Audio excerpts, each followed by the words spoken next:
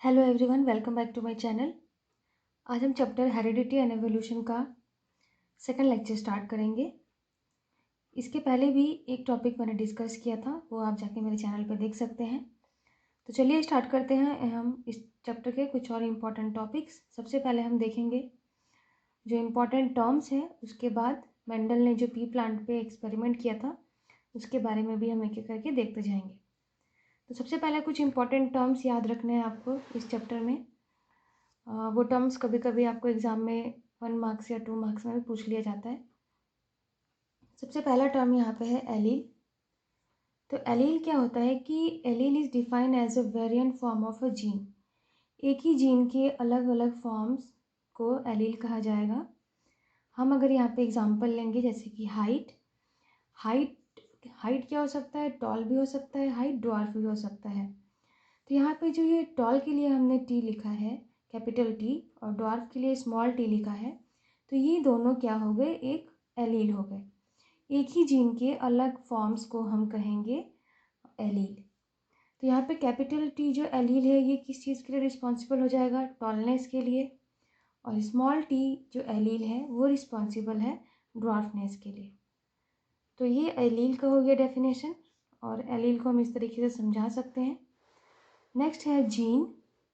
तो जीन क्या होता है कि जीन एक क्रोमोसोम का पार्ट है जो कि किसी स्पेसिफिक बायोलॉजिकल फंक्शन को कंट्रोल करता है। और जो एलील हमने पढ़ा वो भी जीन से ही रिलेटेड है, बट जीन के वेरिएंट फॉर्म्स या जीन के जो अलग अलग फॉर्म्स है वो एलील हो जाएगा। नेक्स्ट एक इम्पॉर्टेंट टर्म आता है फिनोटाइप। फिनोटाइप बहुत ही इम्पॉर्टेंट टर्म है, एग्जाम में कई बार इसका डेफिनेशन आता है। तो फिनोटाइप का मतलब क्या होता है कि it is the external appearance of the organism और physical appearance of a given organism.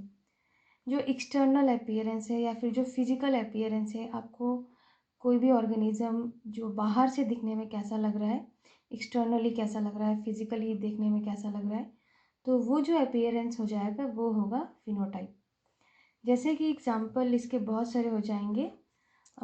जो प्लांट अगर हमें टॉल दिख रहे हैं, टॉल प्लांट्स हो गए, ड्वार्फ प्लांट्स हो गए, राउंड सीड हो गया, रिंकल सीड हो गए, या कलर के ऊपर भी बोल सकते हैं। तो ये जो सारे एग्जांपल्स हैं जो कि हमें देखने में पता चल रहा है कि कोई प्लांट टॉल है, कोई प्लांट शॉर्ट है, कोई सीड जो सीड्स हैं वो राउंड है या सीड्स रिंकल्ड हैं, तो ये सब क्या है, फिनोटाइप है, फिजिकल अपीयरेंस। फिनोटाइप याद रखना है कि फिजिकल अपीयरेंस। और यहाँ पे जैसे कि एक प्लांट में हमने पहले ही देखा था कि जो कैपिटल टी है वो टॉल के लिए है और स्मॉल टी है वो ड्वार्फ के लिए। तो अगर किसी प्लांट का कॉम्पोजिशन एक कैपिटल टी और एक स्मॉल टी एलील से बना है, तो इसमें क्या होगा, जो प्लांट है वो क्या होगा, हमें टॉल दिखेगा। हम आगे इसको और डिटेल्स में देखेंगे कि किस तरीके से मेंडल ने ये जो कैपिटल टी और स्मॉल टी है इसको क्रॉस करवा के किस तरीके से इसका रेशियो निकाला था, वो सब बताऊंगी मैं। तो यहाँ पे फ़िलहाल ये समझना है कि अगर किसी प्लांट का composition capital T small T दोनों से बना है और वो दिखने में हमें टॉल दिख रहा है, मतलब टॉल ही दिखेगा, तो हम क्या कहेंगे कि वो फिजिकली क्या दिख रहा है कि टॉल है, मतलब फिनोटाइप उसका कैसा हो गया, टॉल। और यहाँ पे क्या है कि इसके जो प्लांट है उसके अंदर एक टॉल एलील का भी पार्ट है, और यहाँ पे स्मॉल टी है, तो इसका मतलब कि ड्वार्फनेस का भी एक पार्ट है इसके अंदर। फिर भी वो प्लांट हमें फिजिकली टॉल दिख रहा है, तो वो उसका हो गया फिनोटाइप। फिनोटाइप का मतलब बस याद रखना है आपको कि फिजिकली किस तरीके का ऑर्गेनिज्म दिख रहा है, उसका एक्सटर्नल अपीयरेंस कैसा है, फिजिकल अपीयरेंस कैसा है। तो ये चीज़ें याद रखनी है। चलते हैं कुछ और टर्म्स देखते हैं क्या क्या है। तो नेक्स्ट है यहाँ पे जीनोटाइप। जीनोटाइप में क्या होता है कि it is genetic makeup of an individual और it refers to genetic code responsible for an given phenotype. तो इसमें जीनोटाइप का मतलब क्या हो गया कि जेनेटिक मेकअप कैसा है, अंदर का जो उसका जेनेटिक कोड है वो कैसा है, जिसकी वजह से कोई भी चीज़ फिजिकल उसका फिनोटाइप या फिजिकली दिखता है। तो हमें यहाँ पे याद रखना है कि जीनोटाइप जीन से रिलेटेड है कि अंदर किस टाइप के जीन है, उसके किस टाइप का उसका जेनेटिक कोड है, ये हमें याद रखना है यहाँ पे। एग्जाम्पल के लिए अगर 2 कैपिटल टी है यहाँ पे, तो हमने कैपिटल टी को क्या लिया था कि वो टॉलनेस के लिए है। तो यहाँ पे दोनों कैपिटल टी है, इसका मतलब क्या हो गया कि जो जीनोटाइप है वो टॉलनेस, प्लांट के टॉलनेस के लिए रिस्पॉन्सिबल है। और यहाँ पे 2 स्मॉल टी का मतलब हो गया कि पूरी तरीके से प्लांट ड्वार्फ होगा, तो ये जीनोटाइप क्या हो गया, ड्वार्फनेस के लिए रिस्पॉन्सिबल है। और यहाँ पे मैंने बता दिया है कि जो 2 कैपिटल टी रहेंगे तो वो क्या होगा, प्योर टॉल होगा, और अगर एक कैपिटल टी और एक स्मॉल टी रहेगा तो वो हाइब्रिड टॉल होगा। मतलब उसके अंदर टॉलनेस मतलब वो टॉल दिखेगा, लेकिन उसके अंदर जो डॉर्फनेस वाले एलील है वो भी प्रेजेंट रहेंगे। तो ये हो गया आपका जीनोटाइप। जीनोटाइप याद रखना आपको जीन से रिलेटेड है, और फिनोटाइप हो गया आपका फिजिकली अपीयरेंस से रिलेटेड है। नेक्स्ट हम देखेंगे होमोजाइगस क्या होता है। तो होमोजाइगस क्या है, a condition in which both alleles are of same type for a given phenotype. ऐसा कंडीशन जिसमें कि जो दोनों एलील्स हैं वो सेम टाइप के रहेंगे किसी फिनोटाइप के लिए। जैसे यहाँ पे होमोजाइगस हम एग्जांपल लेते हैं, दोनों कैपिटल टी है तो ये होमोजाइगस टॉल हो गया, और यहाँ पे दोनों स्मॉल टी है तो ये होमोजाइगस ड्वार्फ हो गया। इसमें जो दोनों एलील हैं वो क्या है, सेम टाइप के हैं। यहाँ पे भी कैपिटल टी, यहाँ पे भी कैपिटल टी, तो ये दोनों एलील सेम टाइप के हैं, और यहाँ पे भी दोनों स्मॉल टी है तो दोनों एलील सेम टाइप के हैं। तो ये हो गया आपका होमोजाइगस का डेफिनेशन, जिसमें कि दोनों एलील सेम टाइप के रहेंगे। अब देखते हैं हम हेटेरोजाइगस क्या होता है। तो हेटेरोजाइगस क्या होगा, condition in which both the alleles are of different type. इसमें जो दोनों एलील्स रहेंगे वो डिफरेंट टाइप के रहेंगे। एग्जाम्पल हम ले लेते हैं, यहाँ पे हमें लिया है कैपिटल टी स्मॉल टी, जो कि हेटेरोजाइगस टॉल है। इसका मतलब क्या हुआ कि इसके अंदर एक एलील जो कैपिटल टी है वो टॉलनेस के लिए है, और जो दूसरा एलील स्मॉल टी है वो ड्वार्फनेस के लिए है।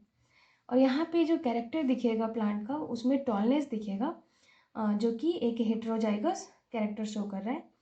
तो ये एग्जांपल हो गया हेटेरोजाइगस टॉल का, जिसमें कि दोनों जो एलील्स हैं वो डिफरेंट टाइप के हैं। तो ये हेटेरोजाइगस और होमोजाइगस हो गया।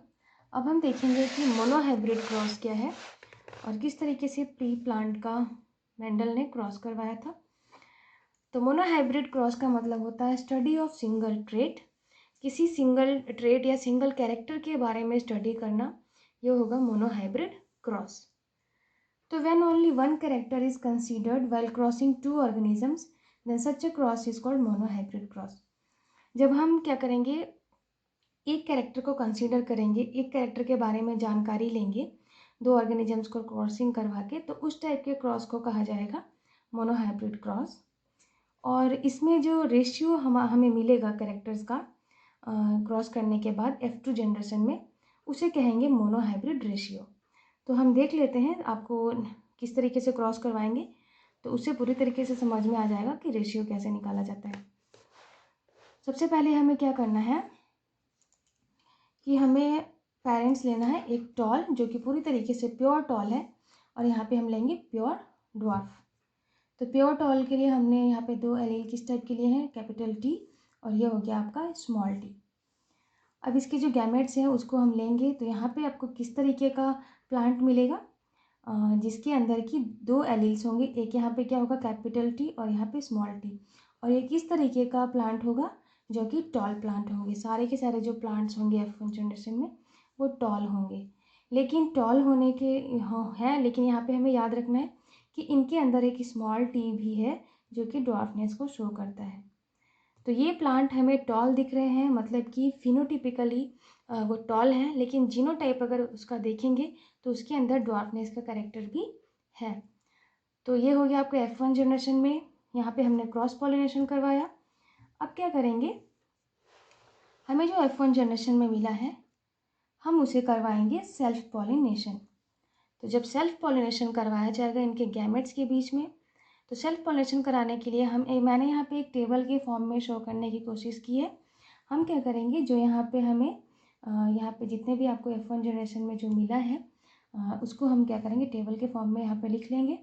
तो क्या क्या कैरेक्टर यहाँ पे एलील्स थे, एक कैपिटल टी स्मॉल टी, और यहाँ पे भी कैपिटल टी स्मॉल टी, क्योंकि हम इन दोनों के बीच में ही सेल्फ पॉलिनेशन करवा रहे हैं। तो यहाँ पे बहुत ही सिंपल है, ये किस तरीके से इस टेबल में हम फिल करेंगे।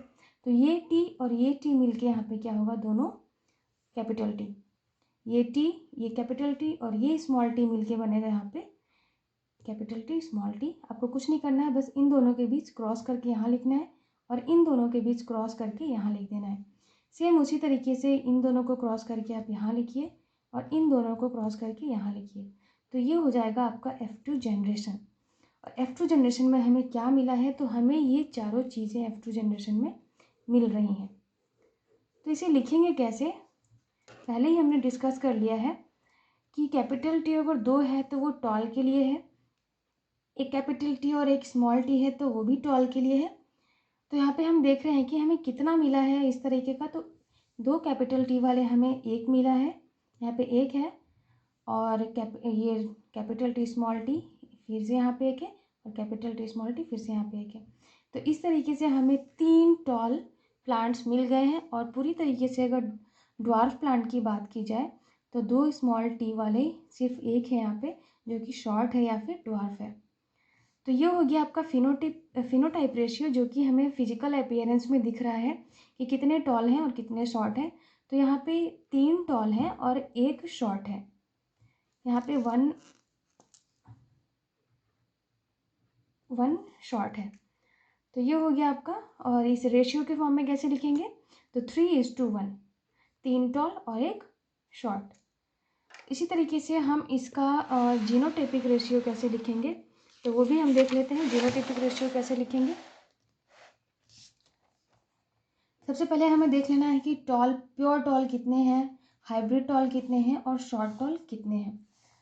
तो प्योर टॉल हमें एक ही मिला था, जिसमें कि दोनों कैपिटल टी होगा, और हमें हाइब्रिड टॉल भी 2 मिले थे, और शॉर्ट पूरी तरीके से जो शॉर्ट या ड्वार्फ है वो 1 मिला था। तो यहाँ पे जो रेशियो बनेगा वो 1:2:1, और ये इसका जीनोटिपिक रेशियो है। मतलब कि जो उनके अंदर जीन्स प्रेजेंट है उस हिसाब से हमने ये रेशियो निकाला है। तो प्योर टॉल 1 है, और हाइब्रिड टॉल 2 है, और ड्वार्फ और शॉर्ट 1 है। तो ये हो गया आपका यहाँ पे जीनोटिपिक रेशियो या जीनोटाइप रेशियो। तो उम्मीद है आपको ये अच्छी तरीके से समझ में आया होगा क्रॉस किस तरीके से करना है।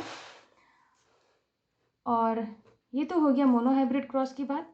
नेक्स्ट लेक्चर में मैं डाई हाइब्रिड क्रॉस बताऊंगी कि किस तरीके से डाई हाइब्रिड क्रॉस मेंडल ने किया था, और उसके बारे में जितने भी इंफॉर्मेशन है, जितना भी एक्सप्लेनेशन है, वो सारे के सारे मैं एक्सप्लेन करूँगी।